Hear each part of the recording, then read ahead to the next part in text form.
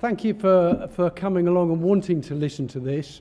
Having listened to the last two speakers, you guys have already got more than enough on your plates and your agenda without trying to be involved with a lot of legislation. So I'm going to try and make this as simple as possible, not because you can't understand it, but simply because it is an incredibly detailed area of everything that we do and our future. Just a quick bit about CESA. CESA is an association, 75 years old now, 180 odd members, representing manufacturers, importers of heavy equipment, light equipment, tableware, and so on. Many companies that you will all be familiar with one way and another. CESA is also a member of FSEM, which might not make much sense to you at the moment, but FSEM is European Federation of Catering Equipment Manufacturers, and the reason that as CESA we want to be represented in the mainland of Europe, obviously, is because of Brussels and because of the legislation and so on that comes our way. Sometimes we think whether we like it or not.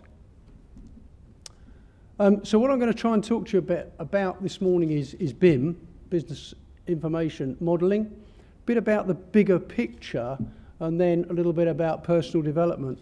And those are not three kind of random subjects. Hopefully I can make them somewhat come together and make some kind of sense to everybody. So building information modelling, it's the evolution of CAD. If any of you have been involved in CAD, computer-aided design, and what it does is it uses it's the development of line drawings of equipment to full rendered images of equipment that will hold all of the information that there is relating to that individual item. And I'll explain that a little bit more as we go along. Most of that information is in manufacturers' information sheets, but you don't always have those kinds of things to hand. So it is a way to manage data, it's a way to hold data, and then it's a way of exchanging the data later on. And when I say exchanging the data later on, if you are responsible for a facility, if we just took this hotel as an example, whoever looks after this hotel, there may well be a facilities management company. If Hilton decide to move to a different facilities management company, they will probably want to charge many thousands of pounds to do a survey first to find out what it is they're going to be taking on and looking after. Well, with these Kobe sheets and a proper BIM architecture, the existing FM company or Hilton would be able to hand over all the information in one simple, it won't be quite a memory drive because it'll be a bit bigger than that, but one simple method of exchanging all the information about every single thing in the hotel. Imagine if we could do that for your own premises. That's a wiki definition, just to give you an idea, but it's about process, it's about digital representations, knowledge, and right at the bottom there, the key thing is through design and construction, through operational life and eventual demolition. And that is about thinking of how we use the resources that we have at our disposal. What you'll see a little bit later on is I start to talk a little bit about waste. And we wonder what waste has got to do with anything, but of course it's a huge resource often that we're disposing of. We want to make sure that we dispose of it properly. The government is the organisation that has driven BIM, and the UK is a world leader in the introduction and implementation of BIM, and in fact we really are in the vanguard there, as Francis Maud says, and Europe is, the mainland Europe, the rest of the EU is actually following the UK along very much.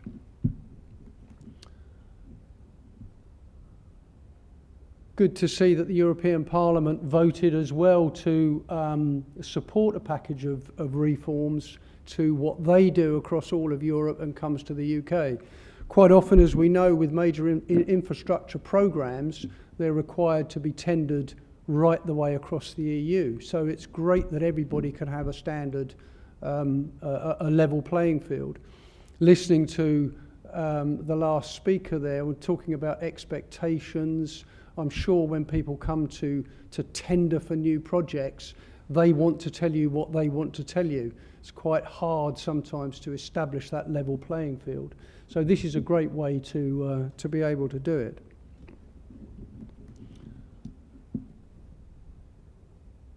So you can read there for yourself on the left what the government is saying about cost and saving money, and the 10 items there on the right-hand side are the key things that they are after being able to push right the way through and have a program that makes good sense to them.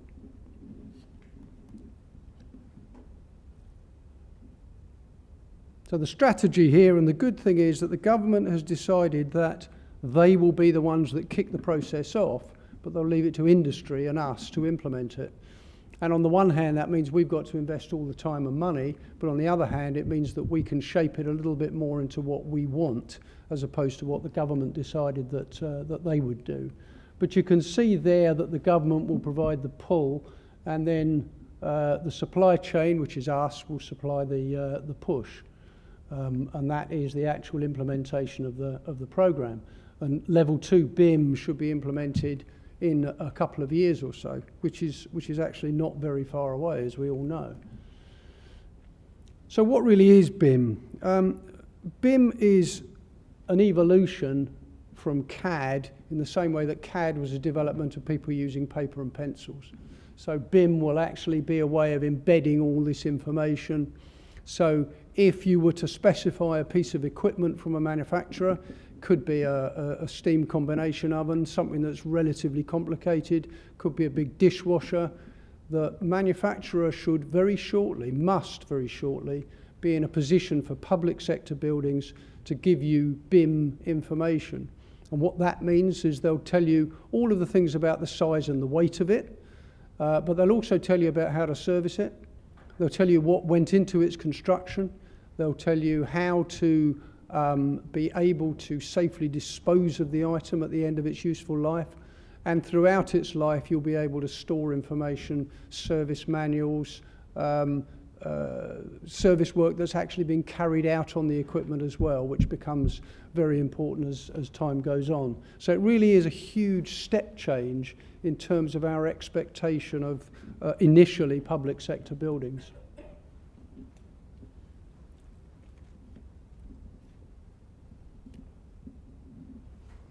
So we can see there that the government is expecting, if you cast your eyes to the bottom there, 20% of procurement cost through improved efficiencies. And imagine if someone could say to you, if you were designing a new facility, we could save 20% of the cost before we even start. Well, that would be, there's two ways to look at that 20%. You could either invest in 20% more buildings, of course, or the government in their own inimitable style could just save the 20% and lose it somewhere else. But that's the challenge for us going forward.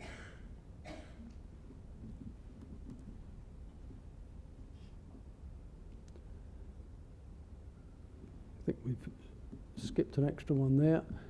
This is a typical BIM drawing. If you look at the drawing at the top, that tells you pretty well the outline, what the outline of the building looks like.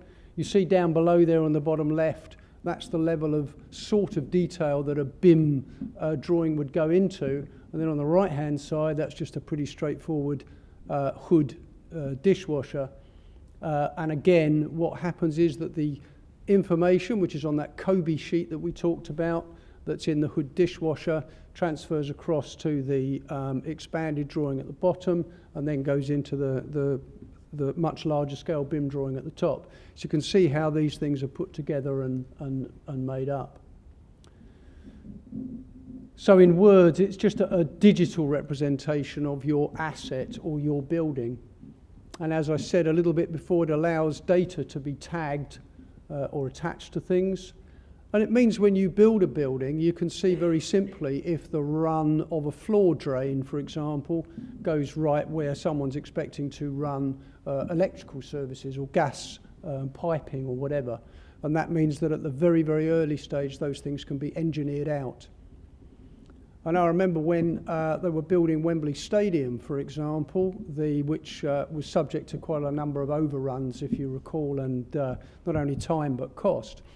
One of those overruns particularly was because the client, Football Association, decided that what they would do would put a hospitality suite up on floor number whatever it was, but nobody told the builder that, and they had a sort of a metre square RSJ that was holding up the ceiling or the roof coming right through the middle of that room. And it cost about £50 million to engineer that change around. With BIM, that would never have been necessary. That would have been spotted at an extremely early age.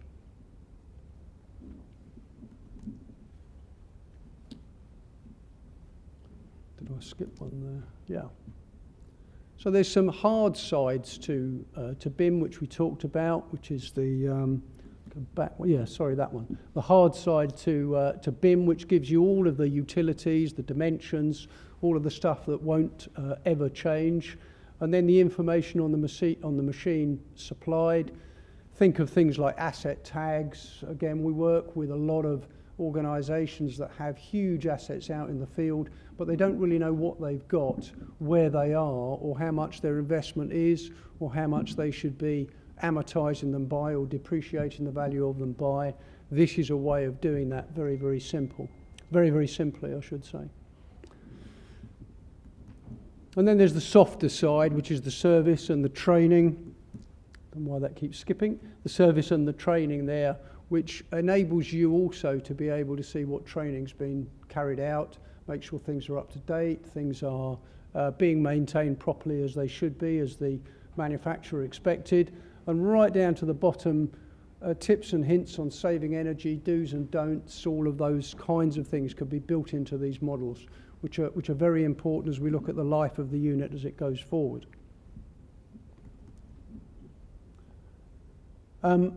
This isn't quite the end of the presentation, so don't breathe easy just yet. But CESA, as an association, has got about 20 of our suppliers are all signed up to CESA BIM at the moment.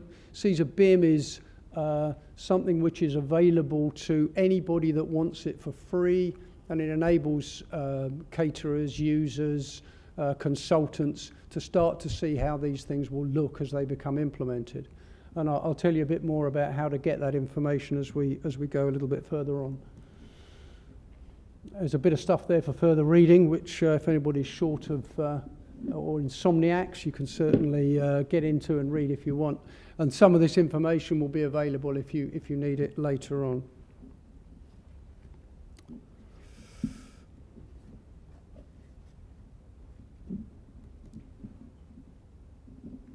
So what's it all about? It's about the quality of information, and it's about how we use the information, and it's about adding efficiency to the flow of that information, and being able to make it more easy to share and more universally used and accepted across the board. I'm going to talk a little bit about energy now, and one thing we saw earlier is that the government expects that implementation of BIM will save about 20% in their costs, and then hence our costs, of course. And energy is the next big driver that affects all of us, as we know, throughout the world. This is a lovely little illustration of what the EU expects to be involved in our lives, and it impinges on all of our lives: social, public, private, work, home, everything. No matter what we do, there is someone trying to find out a little bit more about us, how we do things that we do, and why we do the things that we do. And if we focus a little bit more on the middle part there, this is what the European legislators call big data, or the Internet of Everything, it's known as. And you can see in there pretty well everything is covered. Pretty well everything that we do, wherever we go, everything is all covered there, whether it's about data, whether it's about local, global, all kinds of information is being gathered about us all of the time.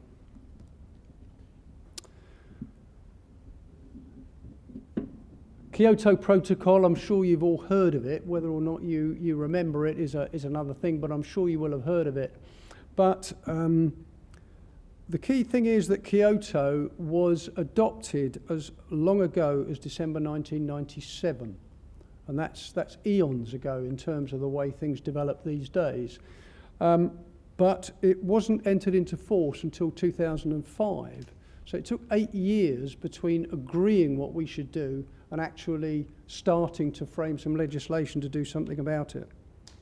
And the first commitment period for some of these reductions came in 2008 and would have ended in about 2012 or 2013. And those are quite important dates in terms of progress and development as we go on. And in fact, during that first commitment period, 37 industrialised countries and the European community committed to reduce greenhouse gas emissions to an average of 5% against 1990 levels, which actually is a heck of a lot against 1990 levels, particularly since we weren't measuring them particularly well at that time. And in fact, the useful thing is that across the EU, we already exceeded those targets for the first period. Although we're in the middle of 2014, the numbers, of course, aren't out yet. But nevertheless, we have exceeded those. And the next two big dates that we can see coming along there, 2030 and 2050. In fact, driving up in the car this morning, I was listening on Radio 4 to a guy talking about 2050 and saying how we need to design buildings now to accommodate heat gain and heat loss and so on, particularly in schools, classrooms, but also hospitals particularly, which are traditionally kept at a very high temperature. What this slide seeks to tell us is that if greenhouse gas emissions are going to be reduced by 2020 to the levels that were required, that would mean that in 2010 there, the beginning of the blue line at the top, we needed to start reducing them by about 2% per year and continue with that compound reduction as we go through. And in fact, as I already said, the EU has done that. The EU are well ahead, or is well ahead, including the UK, is well ahead of expectation. There are some other areas of the world that are not quite so far ahead, but they're also investing probably more money than we're prepared to invest now to catch up. The US is definitely one of those areas, and we've heard a lot about China and so on, still building coal-fired power stations and so on. So there's some interesting developments and things going on there. But the real point is that this is an ongoing process. It's not something that can be started and stopped. It has to be started, built on, and developed as we go forward.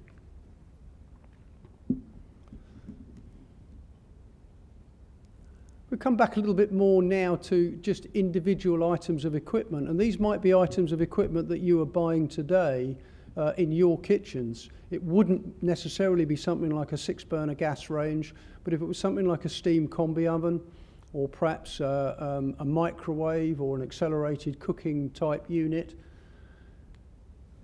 If we take the line in the middle as being an efficient standard as of today, if you buy a piece of equipment, it will lag behind developments as it goes forward unless it can be upgraded.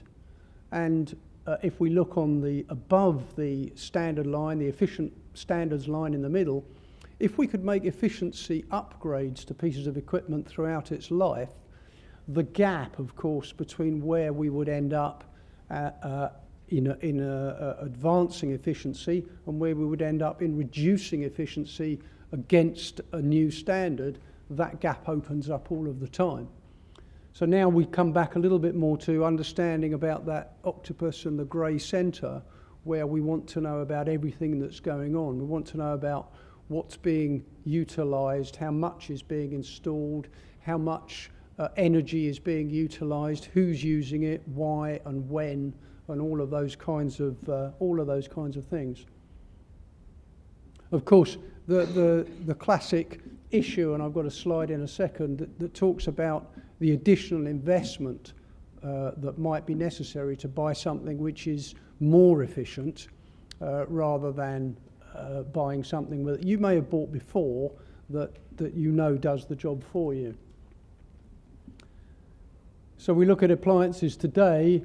The user effort to upgrade them, of course, is quite high. It might need a lot of behavioural change. Might mean that people don't turn things on first thing in the morning and just leave them running all day when they're not going to be used very much.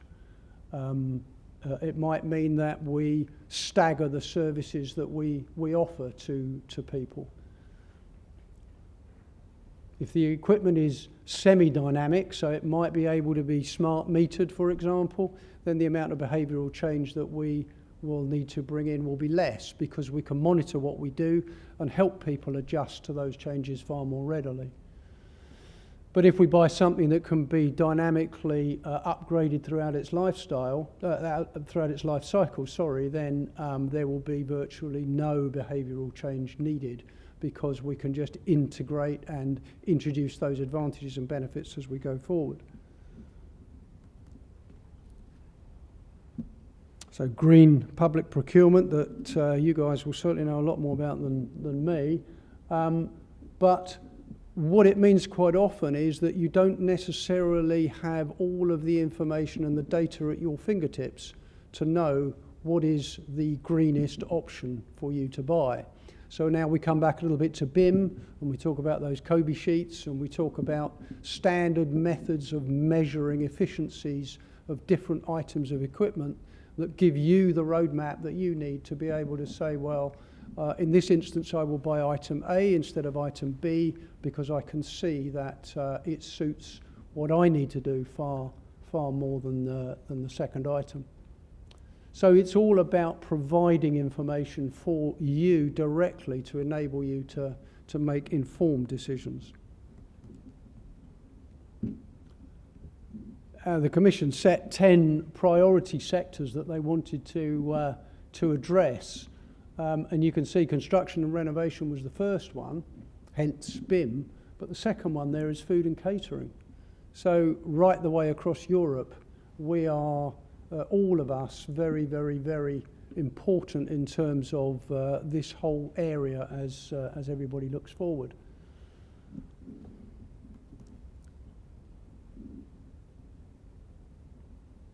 Now, one thing that CESA has done is worked with the Carbon Trust, and we produced that Mind the Gap research. And Mind the Gap research, what it did was, along with the Carbon Trust catering report, we worked with a contract caterer who provided us with access to 3 different types of kitchen. One was a school kitchen, one was a hospital kitchen, and one was a B&I kitchen. The B&I kitchen, interestingly, of course, we know ourselves, used less energy over the course of 7 days than a hospital, because it's not open at the weekend, and quite often, similarly, schools. But if we step up to universities, say, where they're in use all weekend, or they've got residents as opposed to schools, then of course those energy usages are there and change as time goes on. So it is all about finding out what information we need to have in order to share with everybody, so that we can decide the best ways forward. And that's, I was talking about earlier, the classic buyer-supplier paradox. And I know that manufacturers on my side of the fence, if you like, say if there was a demand, of course we'd build more efficient products. And quite often from the other side of the fence, the customer says, well, if it was cost effective, of course we'd buy it.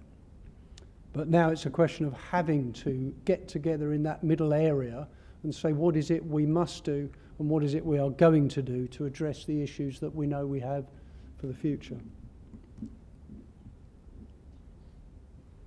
What came out of the CESA work with the Carbon Trust really was this excuse me, life cycle carbon calculator, and you can see from the ring there it talks about, this was the results of the 3 kitchens that I said that we looked at.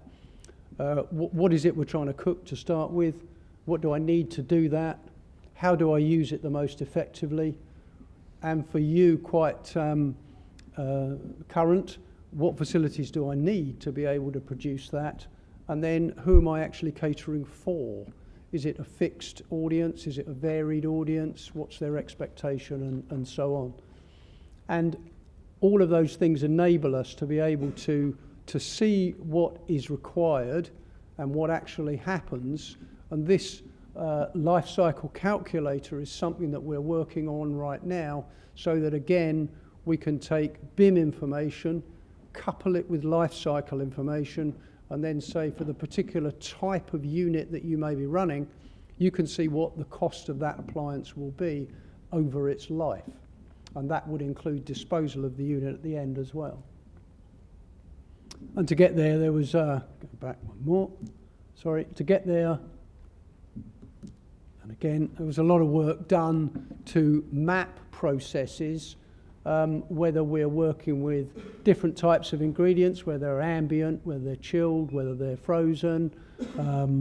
You can see just how much work went into actually mapping what gets used, taken, consumed, what goes to waste, etc., etc.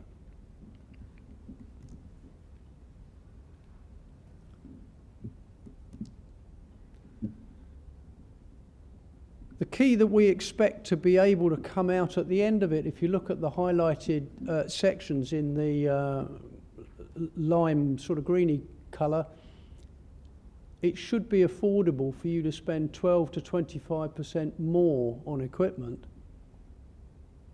in order to regain the cost of that through the life, through its natural working life. If you pay for expert advice, it's a cost-effective way to access these savings. And benchmarking and performance monitoring of your catering operations can uncover 10 to 30% energy costs and carbon savings. And we know that from the research and the work that we've done. It's not pie in the sky, it's achievable, it's doable, and quite often it's doable without making any additional investments to what you already have. And that surely is a key thing. Finally, just quickly to finish, I'll talk about CFSP, which is Certified Food Service Professional. It's a course that's run by CSER and has a small cost attached to it. But what it seeks to do is share information about our own industry to as many people that we can. So we talk about holding temperatures, we talk about cooking temperatures, we talk about how to save energy, how to recycle, how to develop and design kitchens, all of those sorts of things. There's a book that goes with it, quite a simple exam, if you will, at the end, which is really about recognising whether that you've read the book. And CSER introduced this about 3 years ago, and we now have a couple of hundred people are accredited with this throughout the UK. So a very useful way to access information and start again to bring all of this whole thing together. So I'm going to say thank you very much for listening, and thank you for LACA for the opportunity of speaking to you.